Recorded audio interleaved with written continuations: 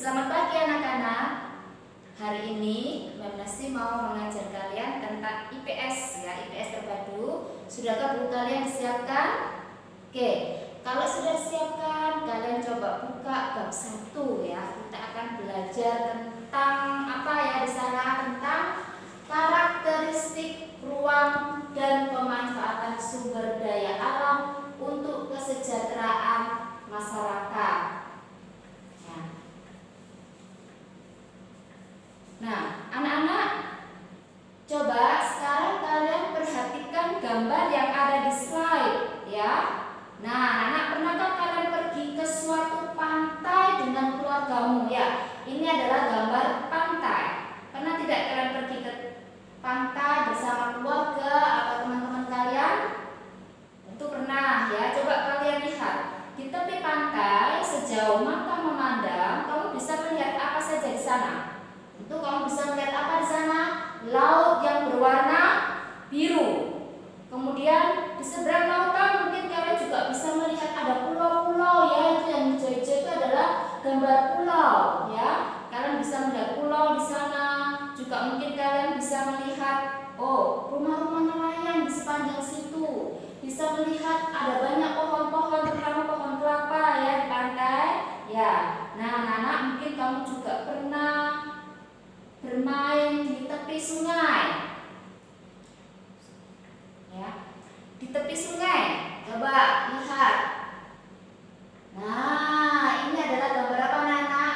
Ini adalah gambar sungai ya. Mungkin kalian pernah dengan beberapa teman kalian pernah pergi ke pinggir sungai. Nah, sungai itu sangat panjang dan berkelok-kelok ya. Ini adalah gambar sungai. Dan kemudian sungai ini juga kadang-kadang juga biasanya terdapat di daerah mana anak sungai ya, di daerah pegunungan ya anak. Pantai dan sungai ini adalah contoh lingkungan alam ya, lingkungan alam yang ada di negeri kita. Nah, coba sekarang kita lihat lagi contoh alam berikutnya. Ada apa ya di sana? Ada dataran tinggi. Apa itu adalah dataran tinggi? Dataran tinggi ini adanya di daerah pegunungan ya, daerah yang tinggi, biasanya sekitar 700 meter di atas permukaan laut. Ini dataran tinggi. Biasanya di sana banyak orang untuk apa? Menanam padi, gitu ya. Ada banyak sawah, ada banyak tumbuh-tumbuhan di sana ya. Kemudian contoh lagi. Nah,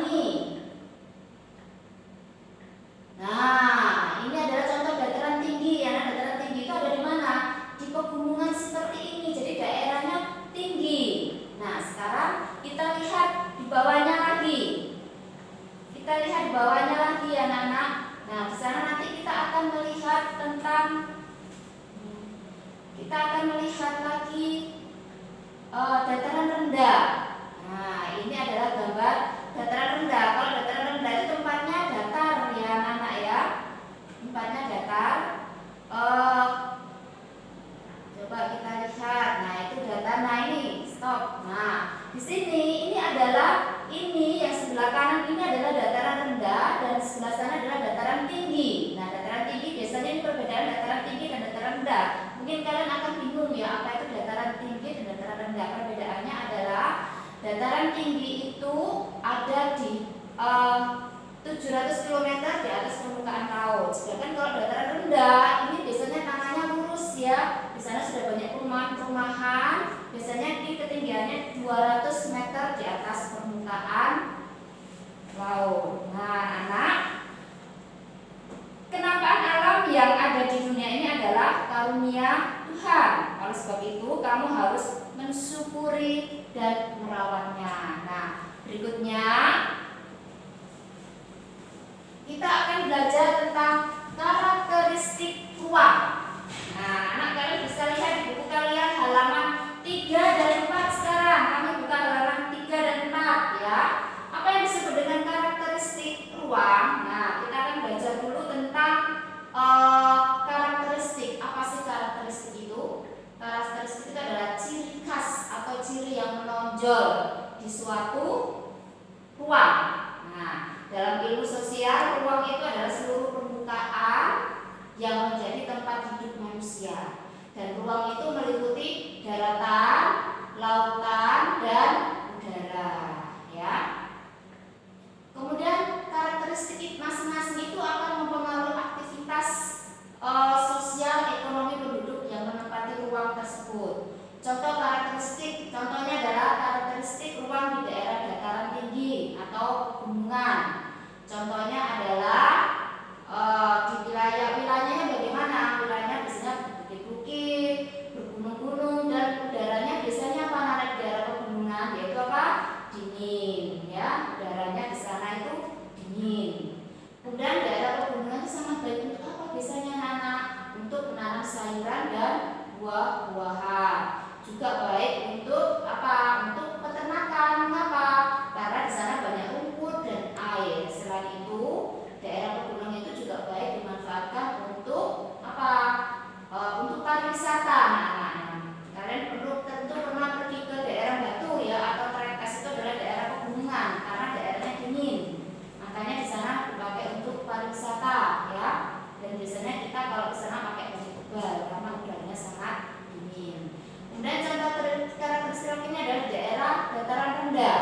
Nah, di dataran rendah itu biasanya daerahnya datar ya anak-anak ya. Jadi di sana biasanya dipakai untuk industri perumahan ya. Kemudian juga bercocok tanam juga di sana ya, sangat cocok juga ya untuk bercocok tanam dan industri dan perkantoran ya. Jadi dataran rendah ini biasanya dijadikan orang sebagai pusat pemerintahan, dan penduduk daerah dataran rendah itu biasanya lebih banyak bekerja sebagai karyawan atau karyawan pabrik, yang di sana banyak pabrik-pabrik ya, atau juga pegawai negeri sipil. Nah, itu ya. Kemudian berikutnya kita akan belajar tentang, nah ini mungkin yang agak sulit anak-anak ya, tentang letak wilayah Indonesia dan pengaruhnya bagi manusia. Kalian bisa buka di halaman 4 ya. Kita akan baca halaman 4 dan halaman 7 ya. Nah, apa sih letak astronomis Indonesia itu? Nah, letak wilayah Indonesia itu ada dibagi 3 memang anak, yaitu letak astronomis, letak geologis, letak geografis, dan letak biologis. Sekarang kita akan belajar tentang letak astronomis. Apa itu letak astronomis? Nah, letak astronomis suatu negara itu adalah letak suatu negara dilihat dari posisinya, dari garis lintang dan garis bujur. Apa itu main garis lintang dan garis bujur? Nah, anak coba kalian lihat di sini. Ini adalah peta Indonesia, ya. Yang disebut garis lintang itu adalah ini, ya. Ini adalah garis lintang. Ini juga garis lintang, ya. Kemudian garis lintang itu mendatar ya anak ya, horizontal, mendatar. Dan garis bujur, garis bujur ini adalah garis bujur, ya. Ini juga garis bujur. Nah, letak astronomis Indonesia ini ada garis lintang dan juga garis bujur. Garis lintang ini adalah garis khayal yang melintang permukaan bumi secara mendatar. Ini ya, yang melintang ini ya. Ini adalah garis lintang ya. Ini garis lintang ini membagi belahan bumi menjadi belahan utara dan selatan ya. Jadi ini adalah garis lintang utara, ini garis lintang selatan ya. Nah, garis lintang utara dan garis lintang selatan dipisahkan oleh garis lintang 0 derajat yang disebut dengan garis khatulistiwa. Garis khatulistiwa di tengah-tengah sini anak-anak ya. Ini garis khatulistiwa ya. Kemudian garis lintang di belahan bumi di sebelah utara itu adalah garis khatulistiwa disebut garis lintang utara, atau di ini lintang utara, ini lintang selatan ya. Nah, kemudian garis bujur itu adalah garis khayal yang menghubungkan kutub utara dan kutub selatan. Nanti kalau kalian lihat global itu ada ya kutub utara dan kutub selatan. Nah,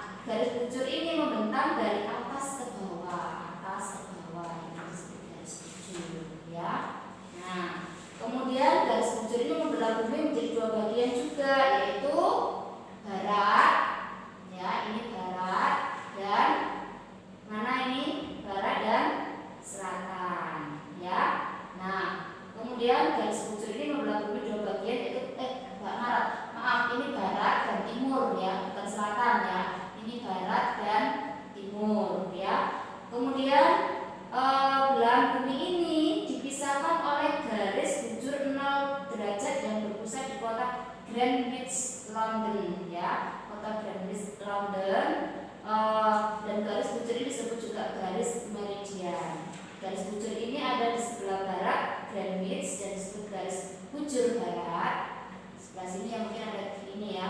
Kemudian di sebelah timur disebut garis bujur timur ini ya. Kemudian letak astronomis Indonesia terletak di antara 6 derajat ini ya, 6 derajat lintang utara dan 11 derajat lintang selatan dan 96 derajat 9 derajat bujur timur dan 80 dan 141 bujur timur ya itu. Dan kemudian wilayah Indonesia ini yang paling utara terletak pada 6 derajat lintang utara itu ada di Pulau W di sini ya, di Pulau W itu di sini ya. Dan kemudian juga wilayah Indonesia paling timur yaitu terletak pada 191 terletak di Pulau Merauke di sini. Ini Merauke ya.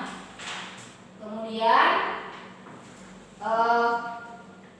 akibat letak astronomis Indonesia ini terjadi pada 6 derajat lintang utara sampai 11 derajat lintang selatan dan Indonesia memiliki dengan Indonesia ini memiliki iklim apa anak? Iklim tropis yaitu iklim panas ya, rata-rata suhunya 26 derajat Celcius hingga 28 derajat Celcius. Selain itu letak Indonesia pada garis bujur 95 derajat bujur timur sampai 191 bujur timur itu mengakibatkan Indonesia terbagi tiga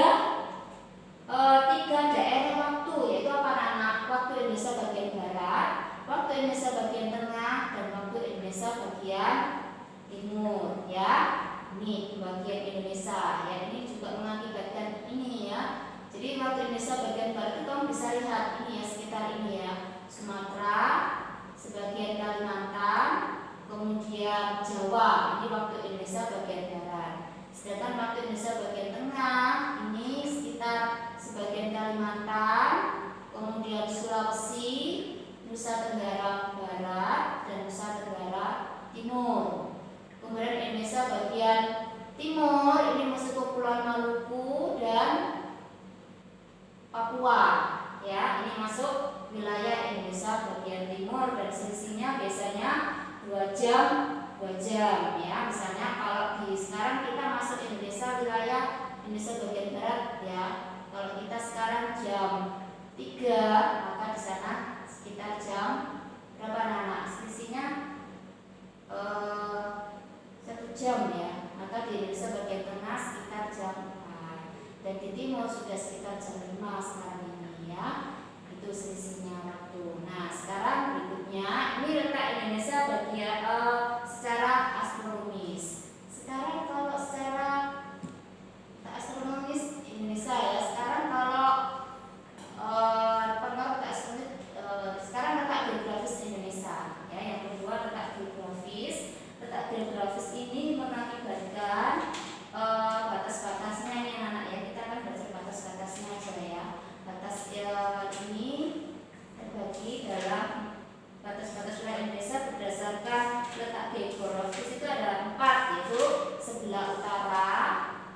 Sebelah utara itu Selat Malaka, Laut Cina, Laut Sulawesi, Samudra Pasifik, dan Malaysia Timur. Ya. Kemudian sebelah timur sebelah timur adalah sini ada Samudra Pasifik, kemudian dan Papua Nugini di sini. Kemudian sebelah selatan ini ada sini benua Australia, Samudra Hindia, dan juga ada timur ya, timur sini ya. Kemudian Laut Arafura di sini. Kemudian di sebelah barat itu adalah Samudra Hindia di sebelah barat.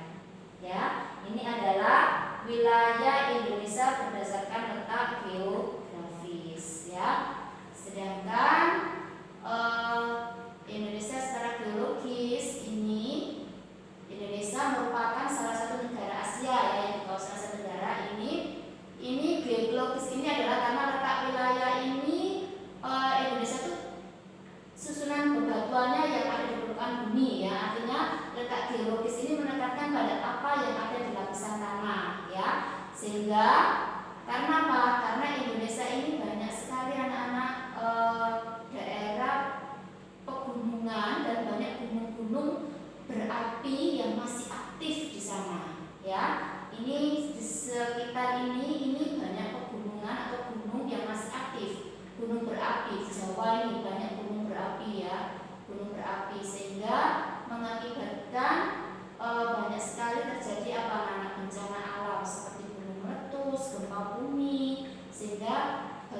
satuan yang ada di Indonesia ini juga banyak ya. Nah, wilayah Indonesia ini karena dilalui Mediterranean di sebelah barat ya anak-anak, dan siklon Pasifik di sebelah timur, makanya ini ada 2 jalur pegunungan yang menyebabkan Indonesia ini banyak memiliki gunung yang aktif dan rawan jadi gempa.